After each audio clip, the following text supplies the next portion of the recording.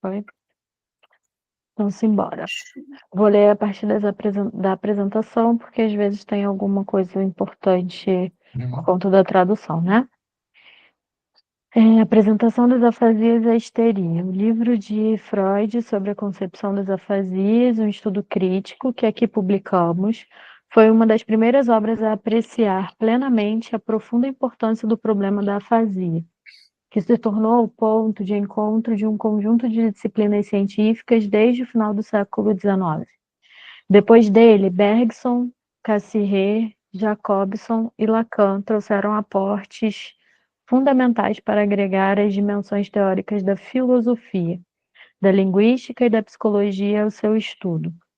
Escrito em 1891, este é o primeiro livro do criador da psicanálise e faz parte de uma obra neurológica comumente designada como pré-psicanalítica.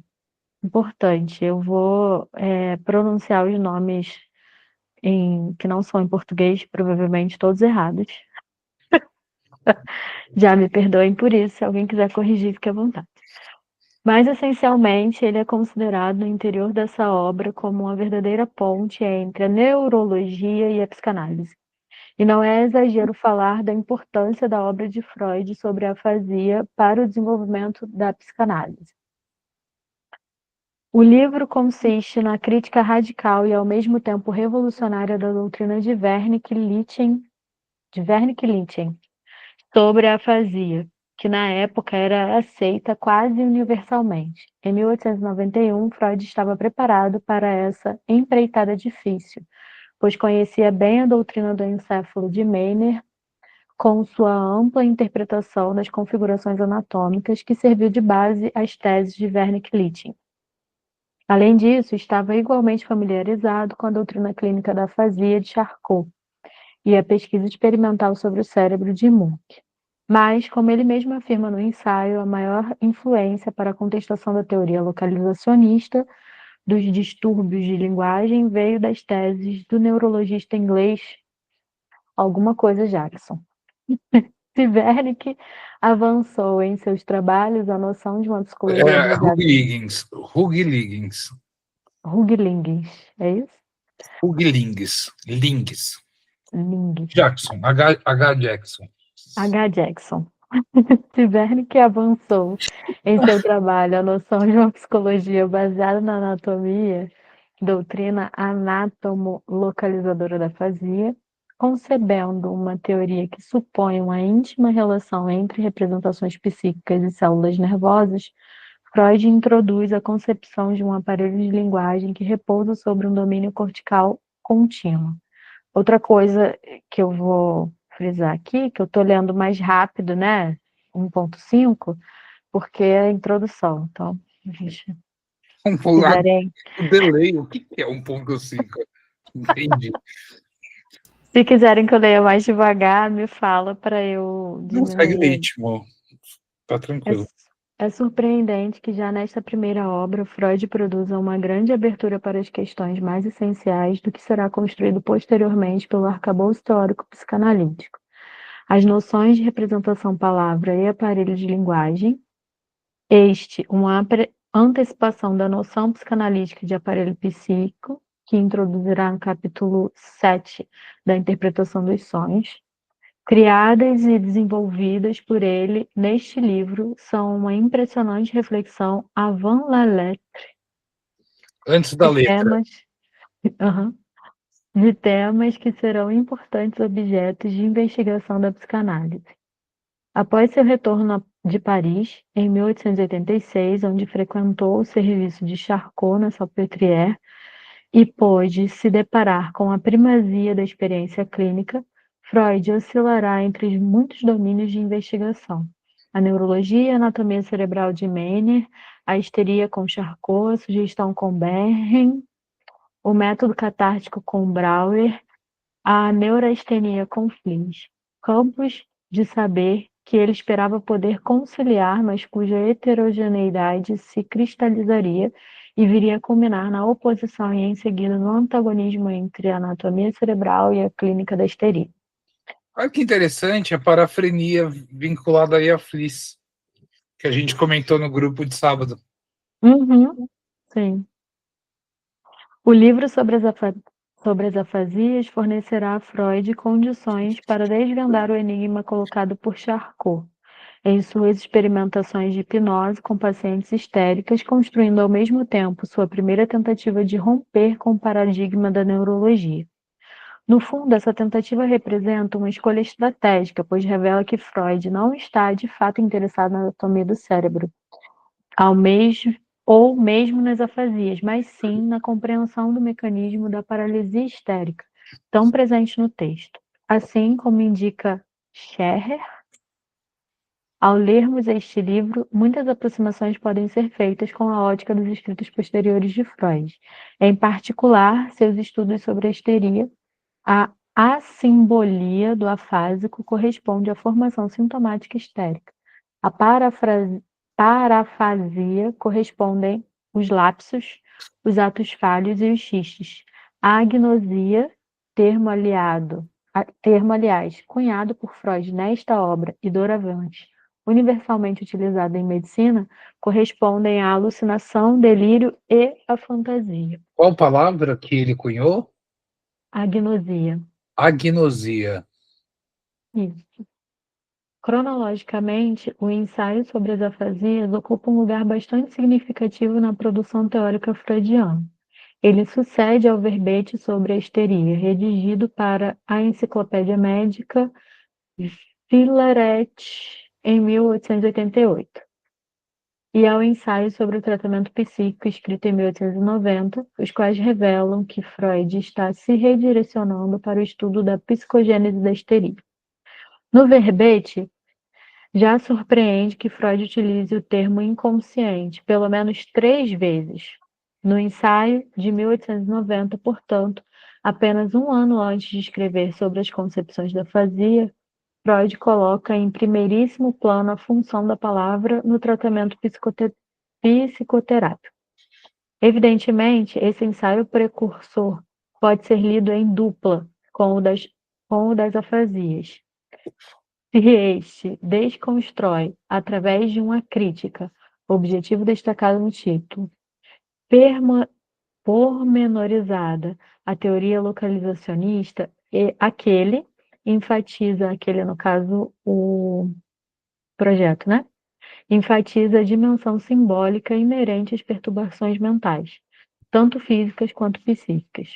Se o tratamento psíquico denota o tratamento realizado por medidas que atuam no imediato da mente, de primeira importância entre tais medidas é o uso da palavra, que são um instrumento essencial do tratamento mental. Além disso, se em 1890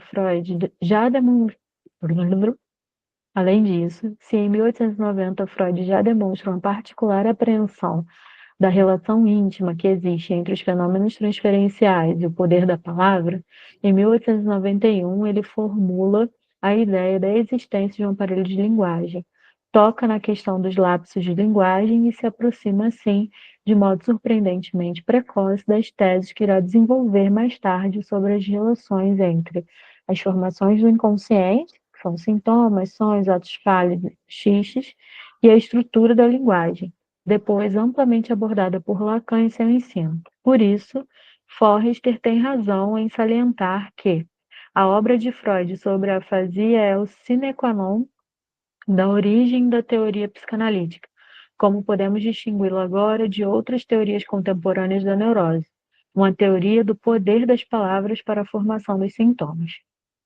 Como uma verdadeira ponte entre a neurologia e a psicanálise erigida por Freud no caminho de sua descoberta, o livro das afasias é sucedido pelo artigo Algumas considerações para um estudo comparativo das paralisias motoras orgânicas e histéricas, 1893.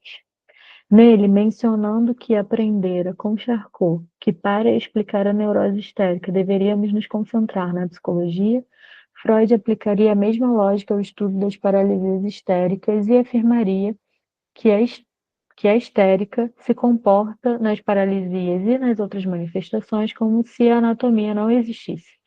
Formulação Princeps, que anuncia a concepção psicanalítica da histérica. Como interlocutor de Freud, no presente volume, temos o filósofo e escritor brasileiro Luiz Alfredo Garcia Rosa.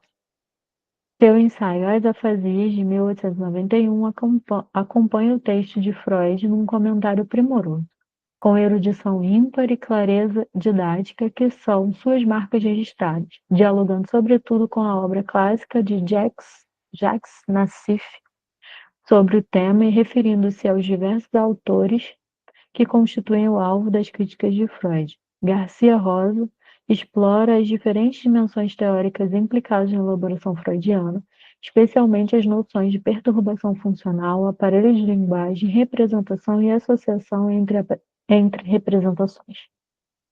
Com a leitura do esquema psicológico da representação-palavra, apresentado por Freud, o leva a assinalar que é a partir daí que se abre o caminho para a concepção do inconsciente.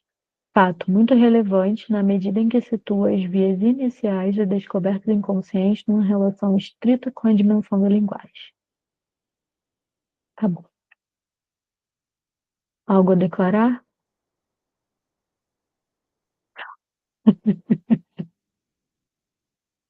Então vamos seguindo. E tem uma dedicação ao José Bruno, com admiração e amizade. Eu vi isso agora, da primeira vez eu não tinha visto, não. Eu acho que a gente não leu a apresentação da primeira vez, não me lembro.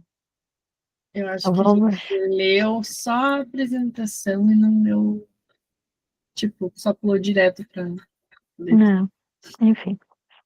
Tem Vamos aos trabalhos. só um ponto, acho que ele é marginal em relação a isso, mas de curiosidade, tem uma leitura de alguns teóricos, enfim, tem pesquisas que procuram apontar que a contribuição, a noção de afeto do Freud vai ser tributária do Brauer, Joseph Brauer, né? E que isso vai aparecer nos estudos sobre histeria, etc. e tal, mas eu ainda não consegui margear isso porque eu não tive fácil acesso aos outros textos do Brauer, e ainda mais em língua portuguesa.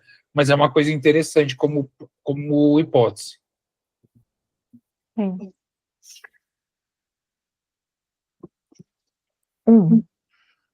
Se eu, sem dispor de novas observações próprias, tento tratar de um tema no qual as melhores mentes da neuropatologia alemã e estrangeira, como Wernicke, Kussmaul, Lichten e Graeche, Rösling, Jackson, Bastian e Ross, Charcot, entre outros, já investiram suas forças, então será melhor que eu logo descreva os poucos pontos do problema em cuja discussão espero introduzir um avanço.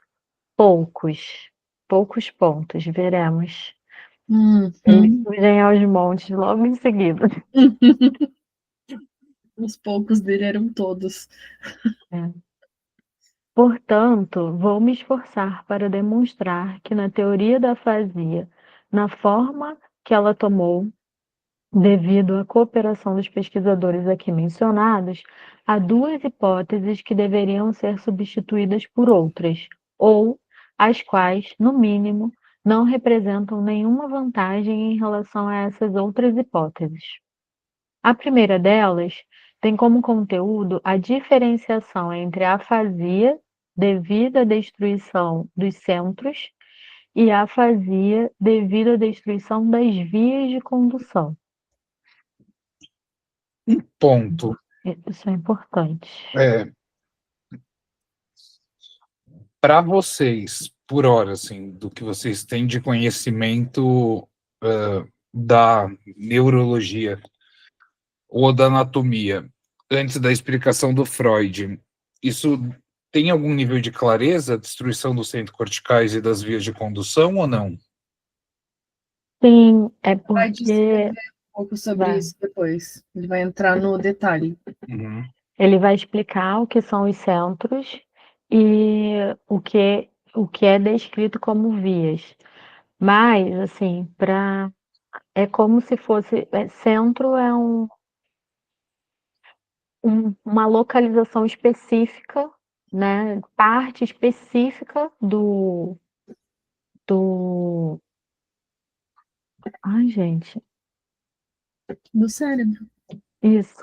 Esqueci a palavra. A Fiquei parte pensando, será que é específica isso? do cérebro, 9 horas da noite, esqueci a palavra. Parte específica do cérebro, que as vias de condução é como se fosse a forma como essas partes se ligam, né? O caminho exatamente, ou seja, se a informação está indo do centro A a B e existe corte ali nesse caminho, é um tipo de afasia. Se é em outro caminho, numa ligação entre C e D, é outro tipo de afasia. É isso que ele vai dizer. Mas é porque quando fala centro, é uma parte muito específica, e ele vai localizar exatamente quais são os sulcos, os vincos, tudo isso. Uhum. Ela pode ser encontrada em praticamente todos os autores que escreveram sobre o assunto. A segunda hipótese refere-se à relação mútua de cada um dos supostos centros das funções da linguagem e é encontrada principalmente em Wernicke e naqueles pesquisadores que adotaram e desenvolveram sua linha de pensamento. Então, a primeira hipótese é em relação à destruição dos centros e das vias, referente às afasias, e a segunda é da relação mútua de cada um dos centros. Então, é como se fosse a junção de 2 pontos, né? O que eu entendi. Uhum.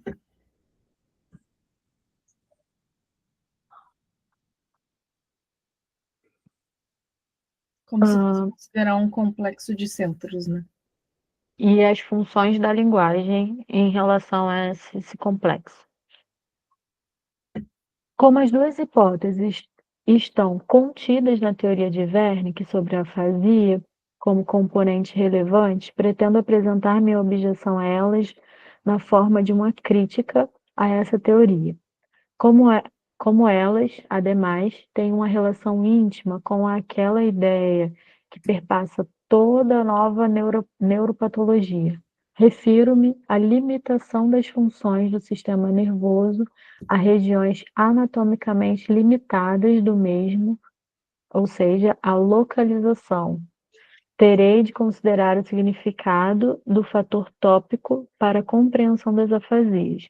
Então, ele já diz aqui no primeiro parágrafo que a crítica crucial dele é limitar a afasia a determinada localização do cérebro, né? Tá. Limitação das funções do O sistema comentário dessa nervoso por tradução regiões. que vai em certa medida no mesmo sentido de limite, de limitação, mas eu acho que tem uma ambiguidade que é interessante. A tradução, em vez de limitar, eles sugeriram aqui determináveis, ou seja, regiões anatomicamente determináveis. A gente sabe que determinação é o limite, mas tem uma ambiguidade interessante também, que eu acho que a Uhum. gente pode pensar, até para pensar limite no sentido do alcance, mas também de localização, e é esse ponto de localização, eu escrevi aqui topos, né? E daí a Uhum. topologia, e aí por isso ele fala do aspecto tópico, né? Sim. De limitadas também, falando um pouco sobre ser exclusivamente nesses centros que ocorre. Não necessariamente só pela determinação ou pelo limite no sentido de limitação de espaço, mas por limitar a unicamente ser naqueles espaços em que ocorrem essas trocas e essas conexões, né? Então, ele está falando também sobre a possibilidade de abranger para outros locais e não deixar isso somente como único, exclusivo local de onde ocorrem as afasias, né? Onde o aparelho de linguagem está, se movimenta, né, ou se faz, enfim. Assim, retomo um glorioso período da história do estudo do cérebro. Em 1861, e aí vamos começar. Broca comunicou à Sociedade Anatômica de Paris o resultado daquelas 2 autópsias, a partir das quais ele pôde concluir que a lesão da terceira circunvolução frontal esquerda Terceira, ou terceira circunvolução, você sabe um cérebro, né? São as circoevolução. voltinhas.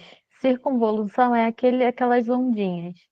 Tá. Então, a terceira circunvolução frontal esquerda ou da primeira, se começarmos a contar a partir da fissura de Silvius.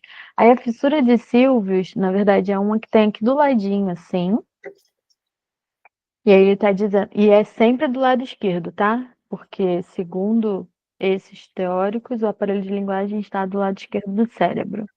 Então, existe uma divisão, mais ou menos, um pouquinho mais para trás da orelha, que é essa fissura de Silvius.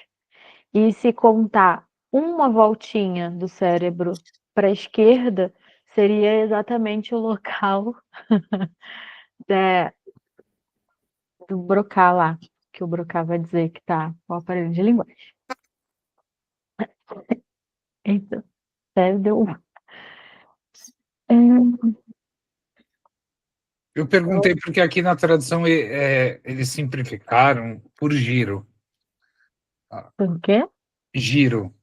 É que a Giro. circunvolução em alguns livros de anatomia também é traduzido por giro. Giro frontal esquerdo, giro frontal lateral. Isso, eu não tinha entendido a palavra giro, mas sim, é exatamente. Tem como uma consequência, então, se uma lesão acontecer exatamente nesse giro, tem como consequência a perda total ou a limitação em alto grau da linguagem articulada, sendo que a inteligência e as outras funções da linguagem se mantêm intactas. Sua restrição em destros acrescentou-se mais tarde. A oposição à descoberta de Broca nunca se calou totalmente, pelo motivo justificado de que muitos tendiam a fazer valer também a inversão da proposição de Broca, atribuindo a perda ou o prejuízo da linguagem articulada a uma lesão no terceiro giro frontal esquerdo ou terceira circunvolução frontal esquerda.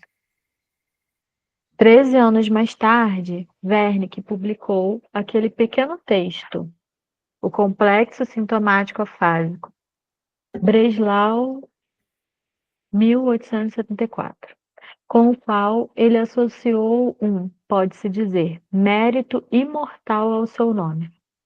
Nesse texto, ele descreveu uma espécie de distúrbio ou perturbação da linguagem que representa a contrapartida à afasia de Broca, a perda da compreensão da linguagem com a manutenção da capacidade de utilizar a linguagem articulada, e explicou a falha dessa função por uma lesão encontrada por ele na primeira circunvolução temporal esquerda. Então, Que é não diferente, que é, Broca é ótimo. Broca estava falando da terceira circunvolução frontal. A primeira, se começarmos a contar da pessoa. Ah, não, tá certo. É o mesmo lugar. O que vocês entendem por linguagem articulada? Porque eu parei nessa parte. Perda da compreensão da linguagem, ou seja, entendê-la, Isso. concomitante, conjuntamente, né, a manutenção da capacidade de servir-se da linguagem articulada.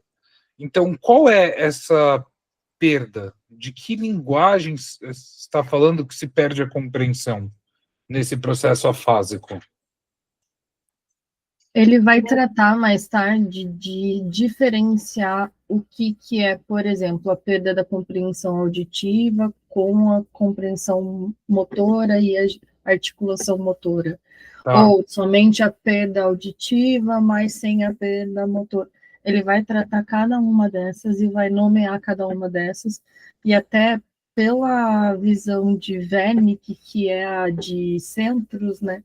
Vai definir aonde aquilo acontece, em qual corte transcortical, subcortical vai acontecer aquilo. Mas ele vai detalhar um pouco mais sobre. Oi? Perda parcial. Isso. Aqui, até agora, o que ele está dizendo é que a pessoa consegue compreender, né? Então, peraí, a perda da compreensão da linguagem, ou seja, não consegue entender, mas consegue falar. Então, ele consegue se expressar, mas não necessariamente ele vai entender. Linguagem articulada é o ato de conseguir produzir som, algum tipo de som. Depois a gente vai ver que ele vai falar sobre isso, de a pessoa consegue reproduzir a partir de repetição, de leitura, e aí ele vai descrever cada um desses passos.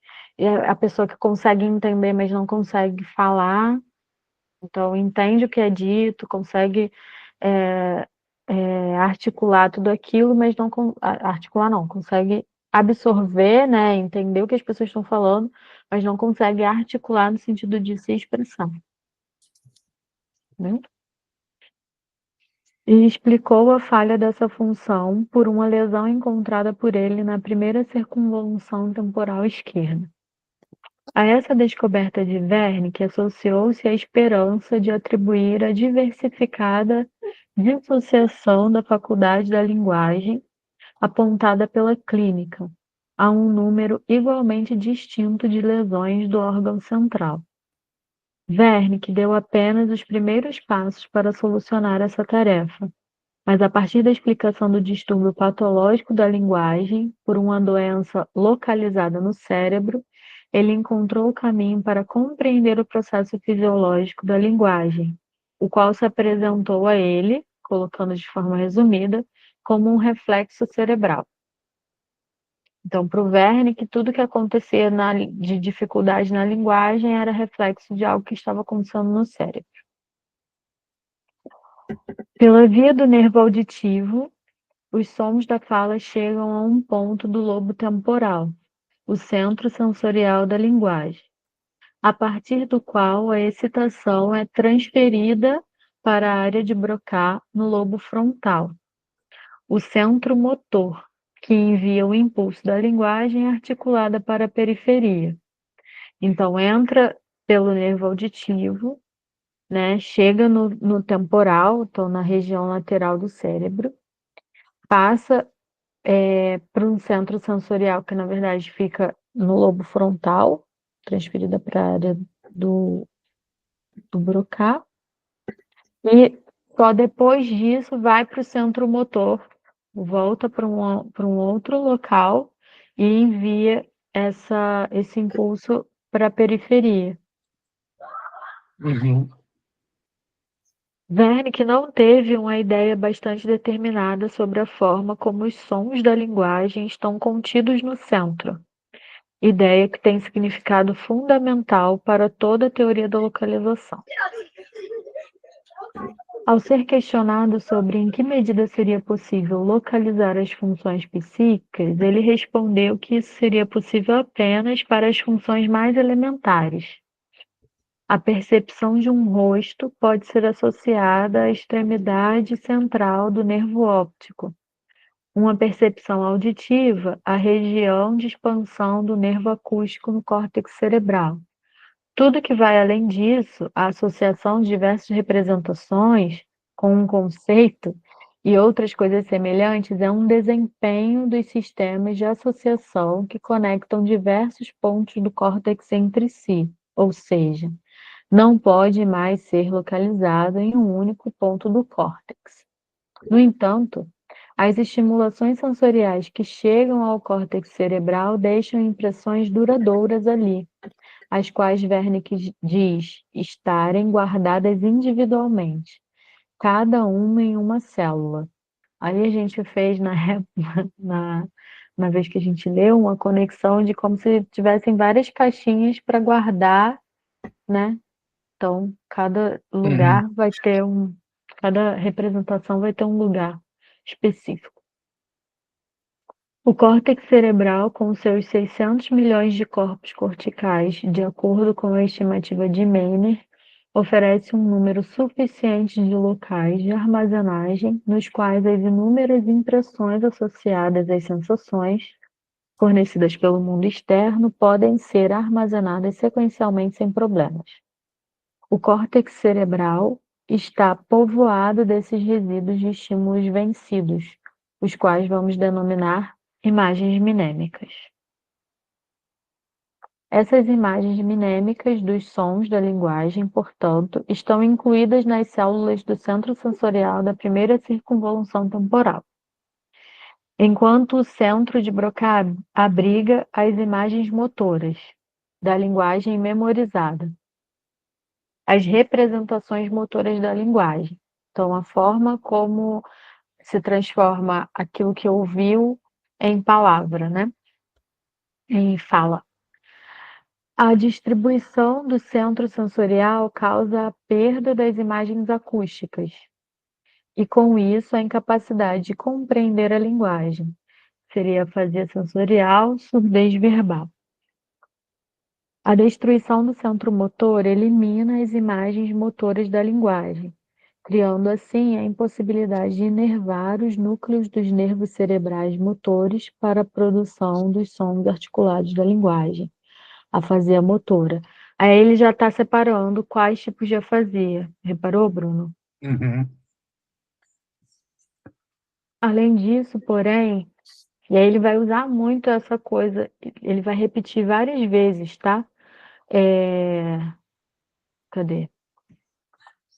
Imagem acústica, imagem sensorial, imagem De motora da acústica de linguagem. objeto.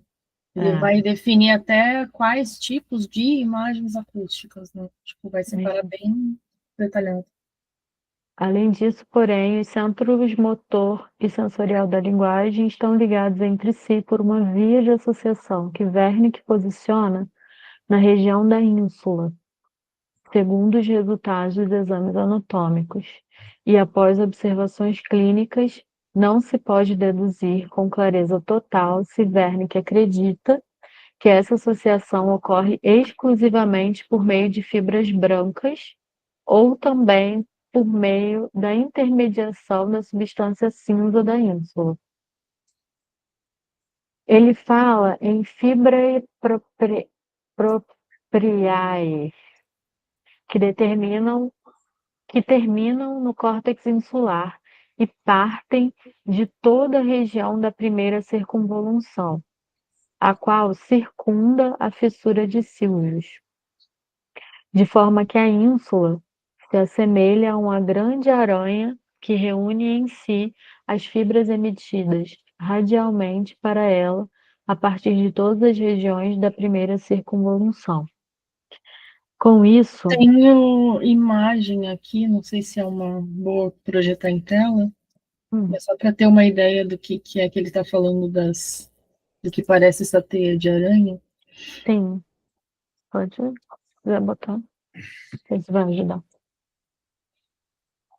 Essa ínsula é meio que esse ninho aqui, né? Uhum. Então, todas essas fibras, esses tracinhos fininhos que estão passando em volta, formando essa teia em volta da ínsula.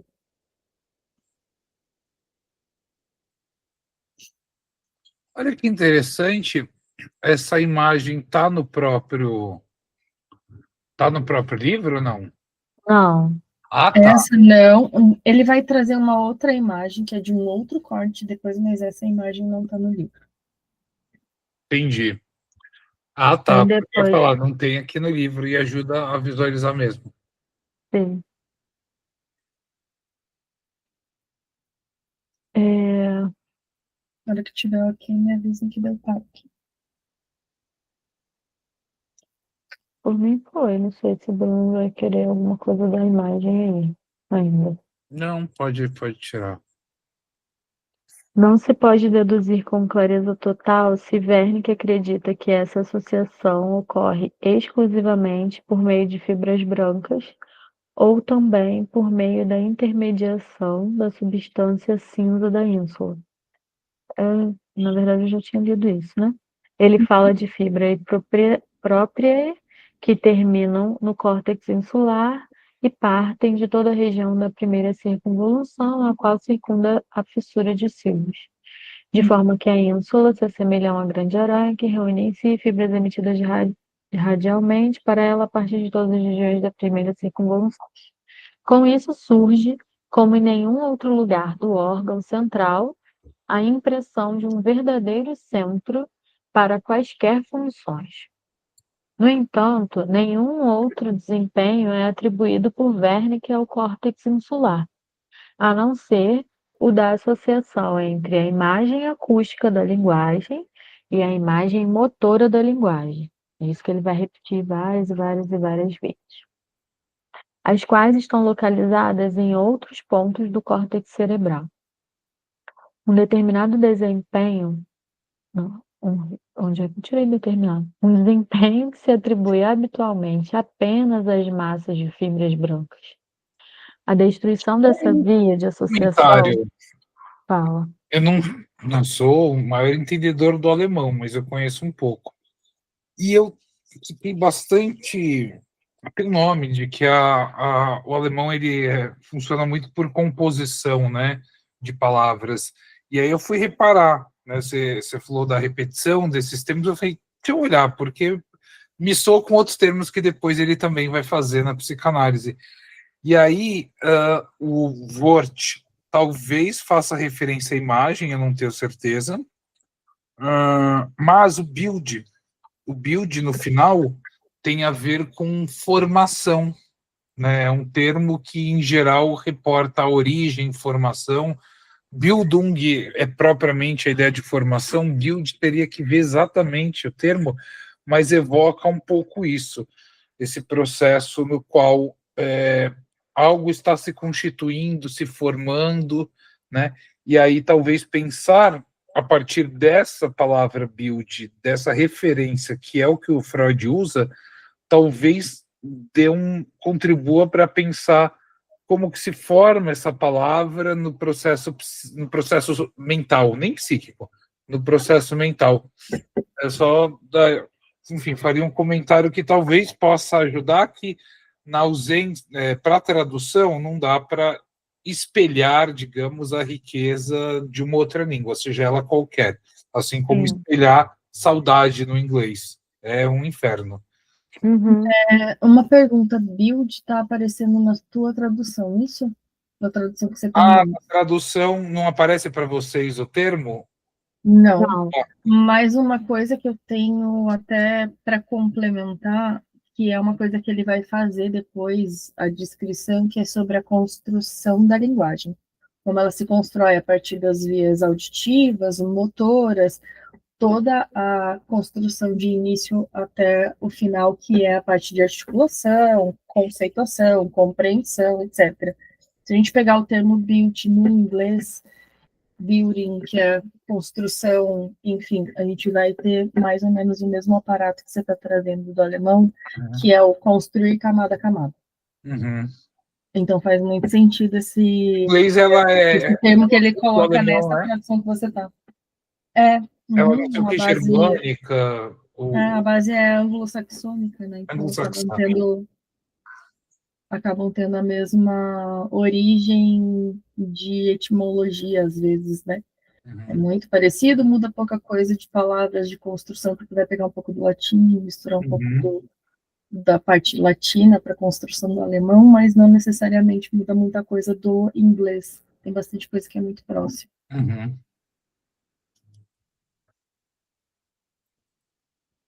A destruição dessa via de associação também causa um distúrbio de linguagem, a saber, a parafasia, ou seja, troca de palavras e insegurança no uso das mesmas, conservando-se a compreensão e articulação da linguagem.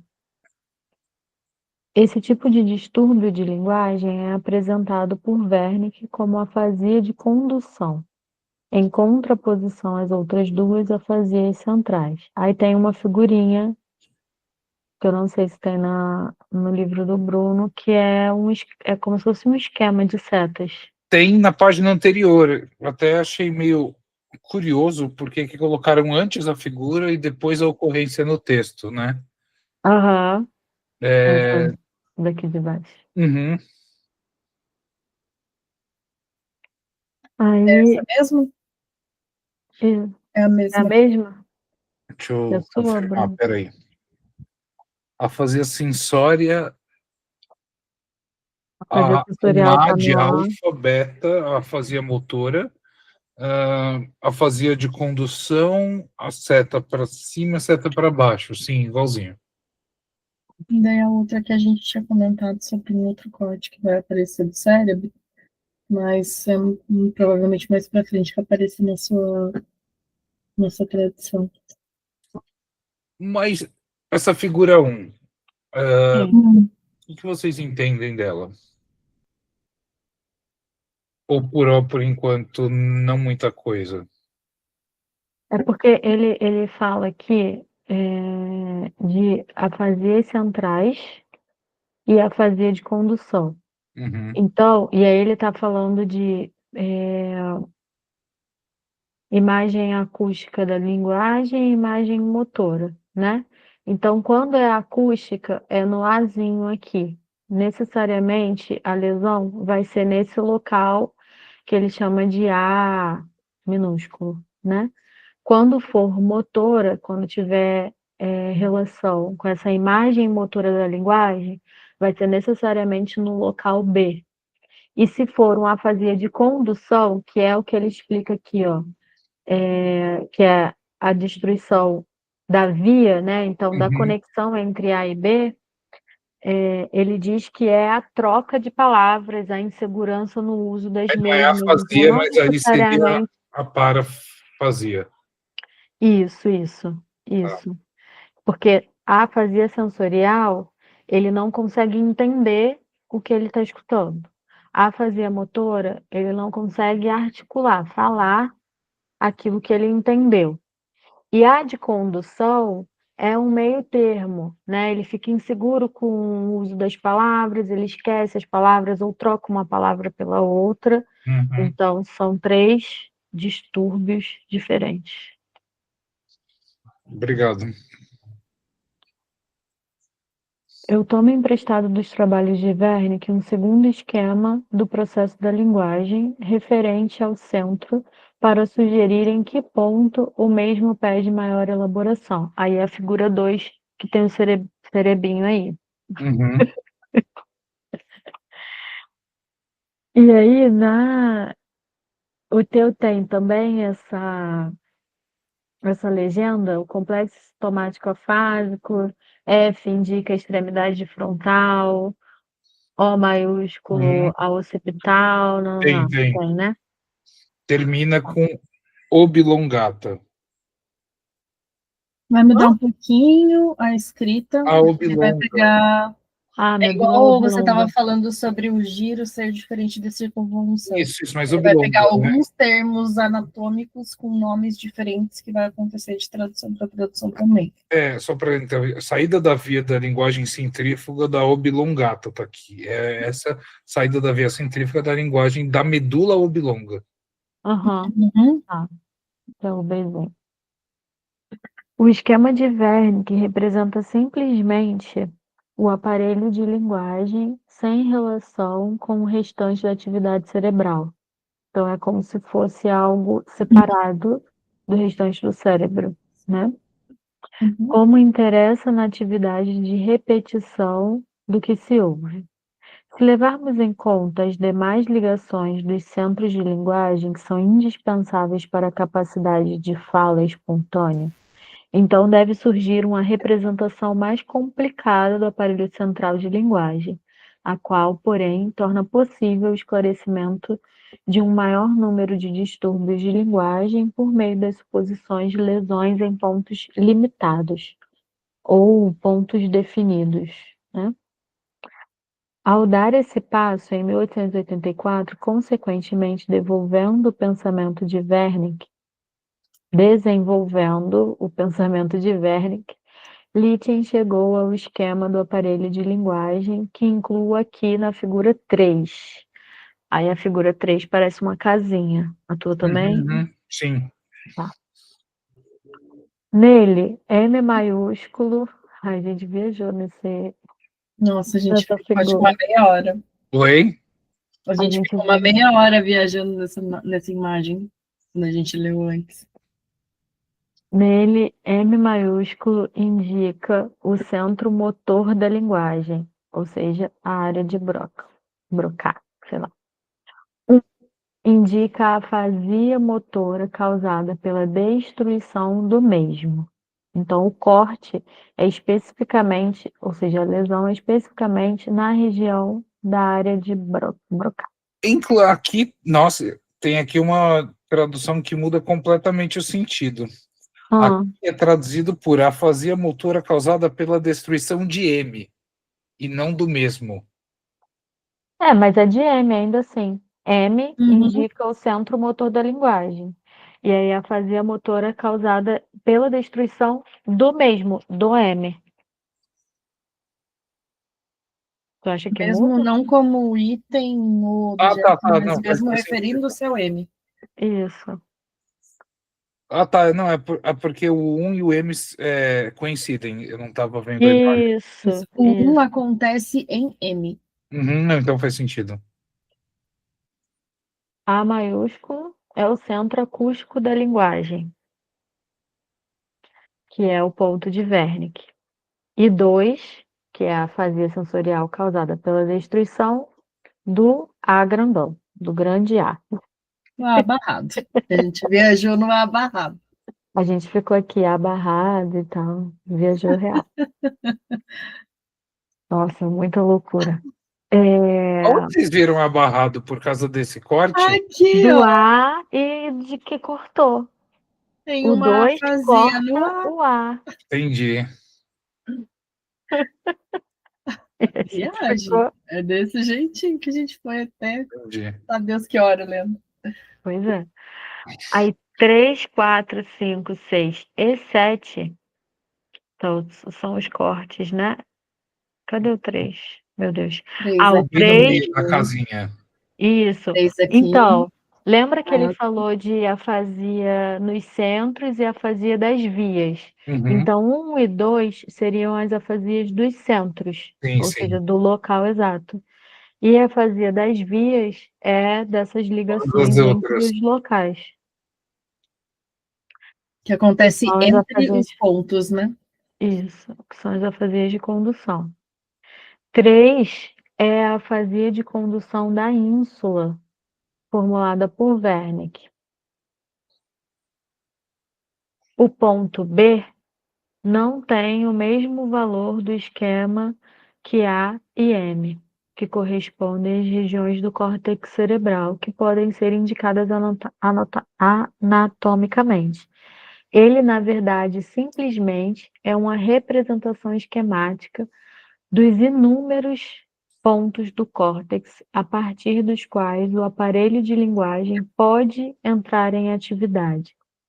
Então, ele é o único dentro desse esquema que não tem um local específico.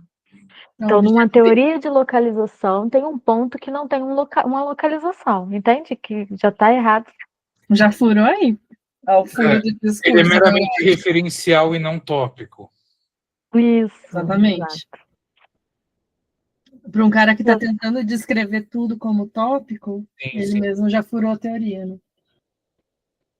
Também não há uma menção a um distúrbio de linguagem devido à lesão desse ponto. E aí, a gente viajou no ponto da gente achar que Lacan tirou daqui os registros, a doideira das pessoas. Por que daí os Mas registros? enfim, Pela porque tríade? são 3, e tem um que não se sabe onde está, que não Mas tem. o Lacan fala que é preciso saber contar até 3, mas é porque O detalhe que é a figura 3 também, né? isso, não, mas tem todo um jogo de palavras, inclusive com a questão do Platão, sobre a questão do né? Então, na verdade, acaba sendo 4. E no caso, Mais um. dos registros, o quarto é o falo, é o Uhum. enquanto uno, né? E que funda os registros, por assim dizer. Lógico, isso é uma pegadinha meio dialética, assim, né? E eu acho que o Lacan fala, para fazer psicanálise é preciso saber contar até 3. Enfim,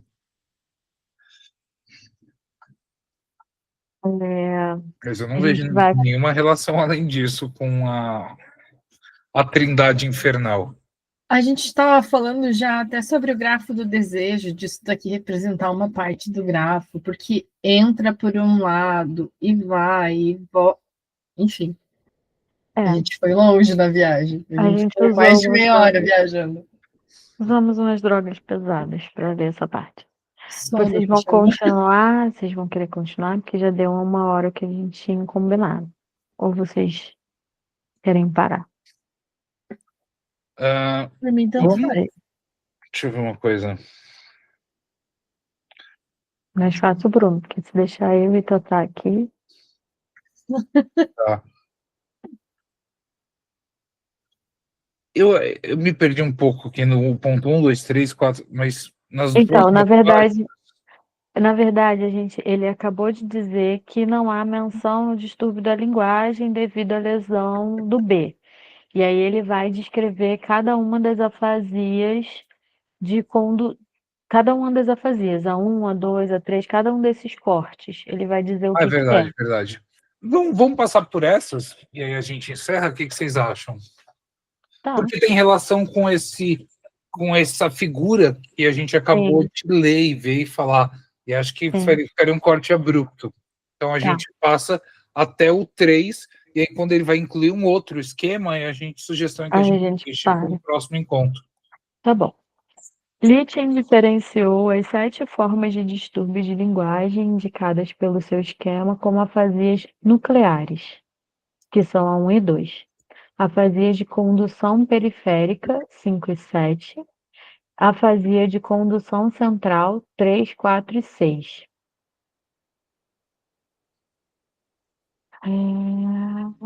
Wernicke substituiu essa nomenclatura posteriormente por outra, que também não deixa de ter falhas, mas que traz a vantagem de ter alcançado uma aceitação generalizada. Se nós, então, acompanharmos essa última, precisamos denominar e caracterizar as 7 formas de distúrbios de linguagem de Lichten da seguinte maneira, que é a lesão específica do centro M, do centro motor. Seria a afasia motora cortical. Eu vou A deixar aqui compreensão. a figura só para ficar mais fácil da gente É, se precisar, tá? amplia a sua figura, inclusive Consegue maior. ampliar para deixar só o É, triângulo, a casinha? Foi. o grafo antes do grafo, brincando.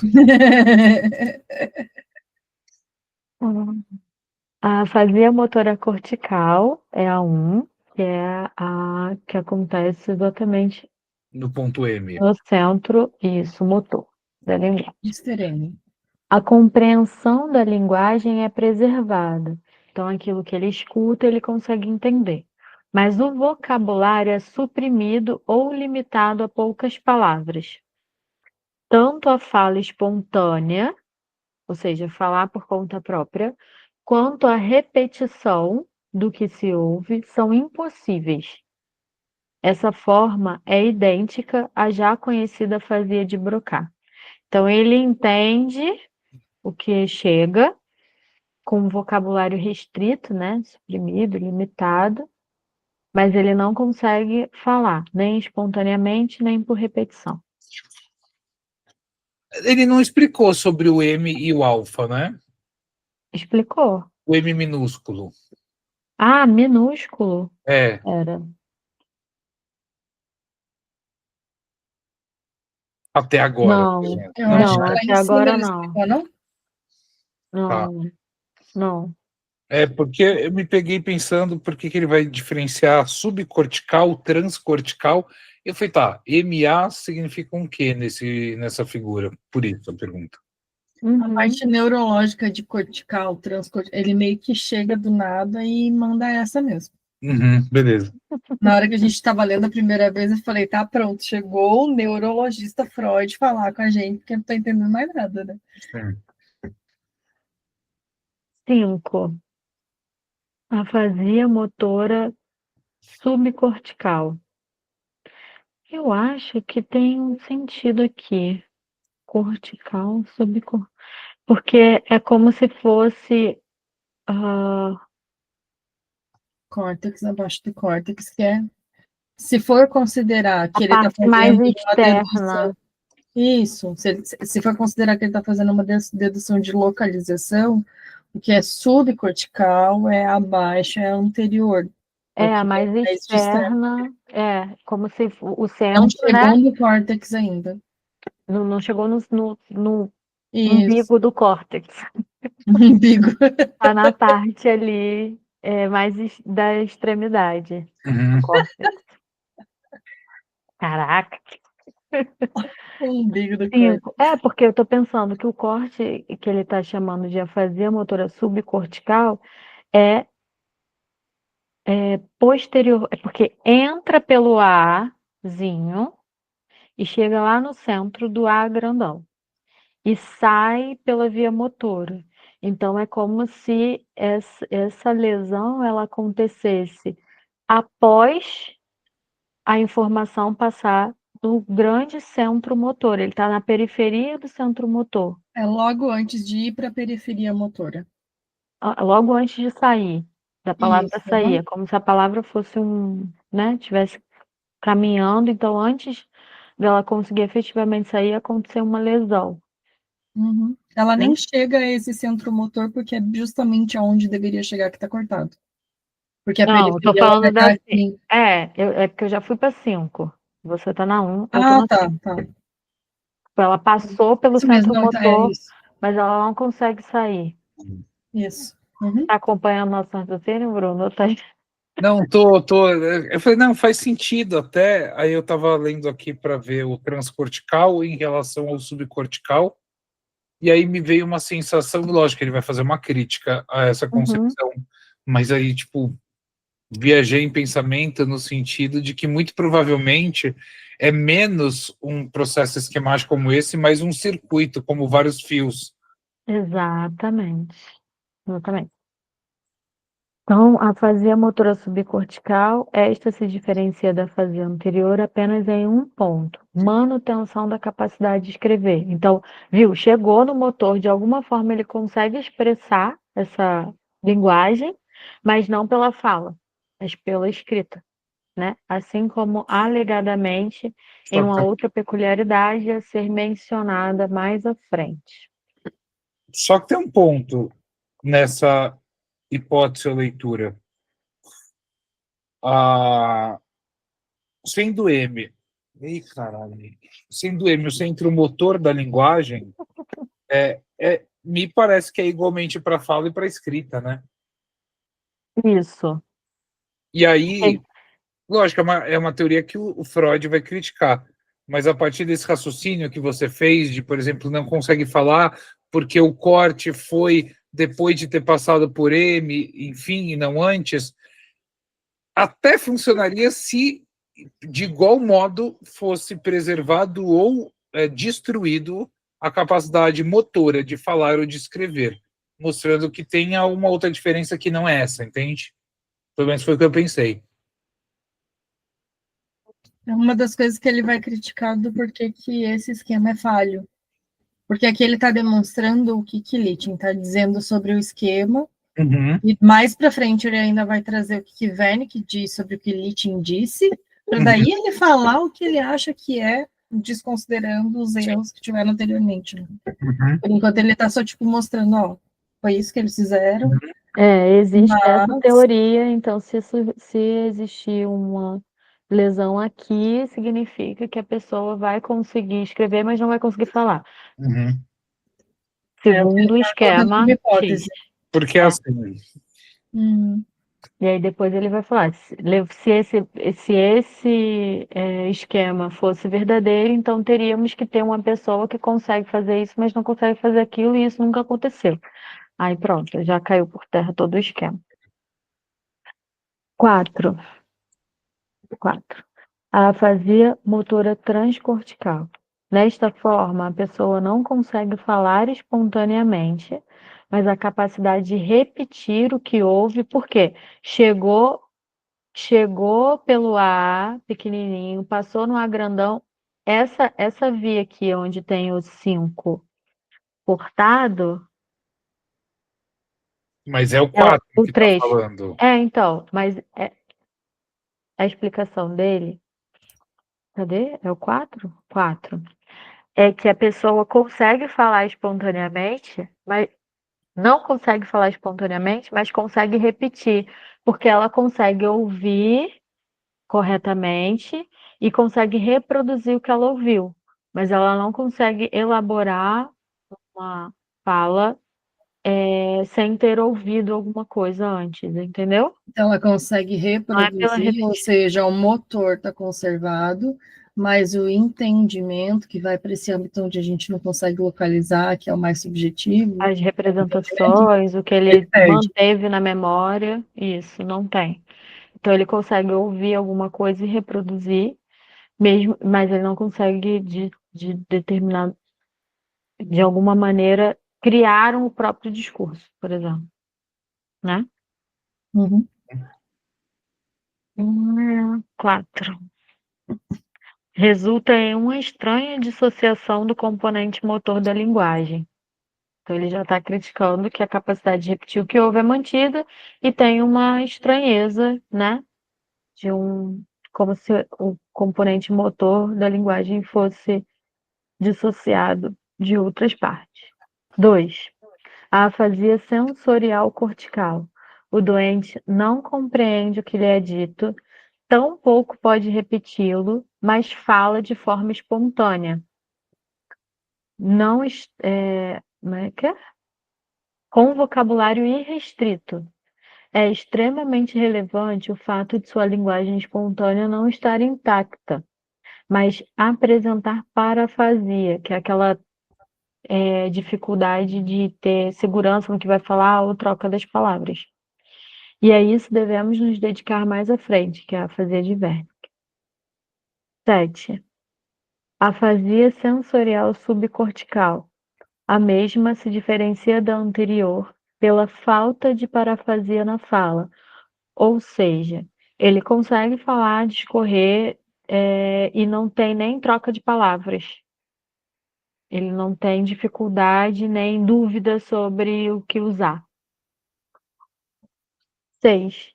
A afasia sensorial transcortical. Mas, Esta forma oferece a mais inesperada divisão da capacidade de falar, mas que pode ser necessariamente deduzida a partir do esquema de Littman.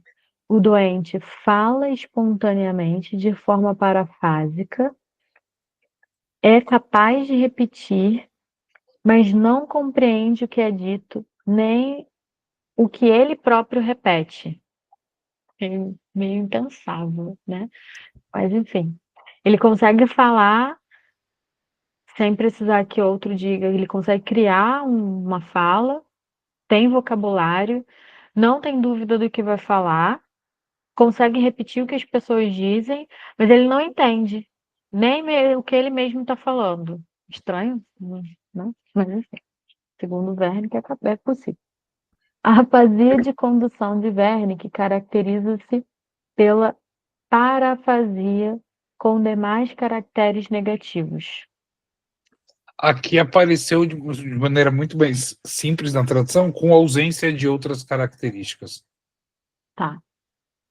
Eu acho que fica mais fácil de entender do que essa dimensão dos caráteres negativos. Uhum, uhum. Uma pergunta, que versão que é essa que você está lendo, Bruno? Da onde que ela é? Oi? Qual que é essa versão que você Autêntica. está lendo? Autêntica, traduzida pelo Pedro Eliodoro. Eu gosto bastante dele. Uhum.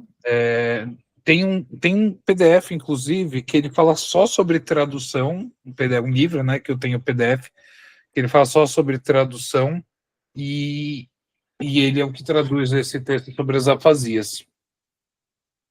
Esse Eu texto gosto da afasia está em qual livro da Autêntica?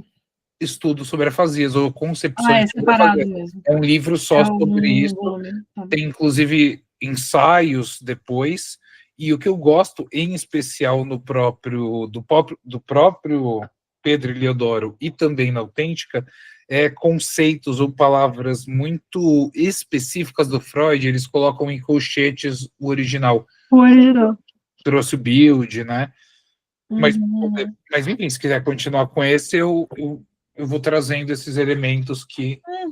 Eu Só acho que para é saber interessante a mesmo qual gente que é. ter as duas visões, né? Porque aí acaba Sim. enriquecendo a discussão. Complementando. Uhum. E aí E paramos aqui, né? um comentário que eu vou fazer, mas isso é pessoal, por escolha minha. Uhum. No grupo de Freud de quarta-feira, eu trabalho os textos a partir da edição da Companhia das Letras, do Freud. No grupo Fala Ser, e que a gente vai começar a falar sobre a transferência, o primeiro vai ser aquele livro Fundamentos da Clínica Psicanalítica. E aí eu vou fazer questão de ler a partir da autêntica, ou seja, para ver o que isso produz, ecoa em termos de tradução, né? De Uhum. possíveis novos sentidos. E que dá bastante diferença, né? Eu acho que era um outro texto que a gente estava lendo, e esse sim a gente leu a apresentação, Uhum. foi o Neurose, Psicose, Perversão, e que a gente estava falando sobre isso, né? Que a gente estava pensando sobre ler ou não ler a apresentação, Uhum. e a gente optou por ler porque às vezes tem alguma coisa sobre a escolha das palavras usadas, sobre o porquê que o autor e não o tradutor utilizou uma palavra ou outra. Na apresentação, às vezes é descrito, mas em se tratando de tradução, acontece a mesma coisa, né? Tipo, existem algumas trocas de palavras da tradução que acabam imprimindo um pouco da interpretação de quem está traduzindo. Então, Sim, acaba sim. dando outra versão, Por isso não que exatamente aquilo que a pessoa queria dizer. Acontece bastante com a versão das AR dos seminários, por conta das impressões de como é que fala? Quando a pessoa está ouvindo e escrevendo o que está ouvindo? Transcrição. De transcrição, uhum. o Não, caso dos tradução. seminários já é um BO à parte, né? É. A versão do Miller, ou a supressão de Uhum. notas de rodapé, mas tem isso mesmo. Eu gosto da autêntica o Pulsões, porque é bilíngue. Para quem é pesquisador ou pretende ter uma proximidade com o original, pô, é outra coisa. Mesmo que você não saiba o alemão, a própria questão do original tá do lado é um ponto que eu acho de um cuidado e um zelo maior na tradução, eu acho. Uhum. Mas acho que da É bom que você vai autêntica só tem aprendendo o também, né? Pulsões em bilíngue, que eu saiba. É bom que vai aprendendo um pouco, né, do alemão também, estando junto do ladinho ali. Eu voltei pro inglês, mas no futuro eu vou tentar fazer curso de alemão. Mas não sei, vamos ver.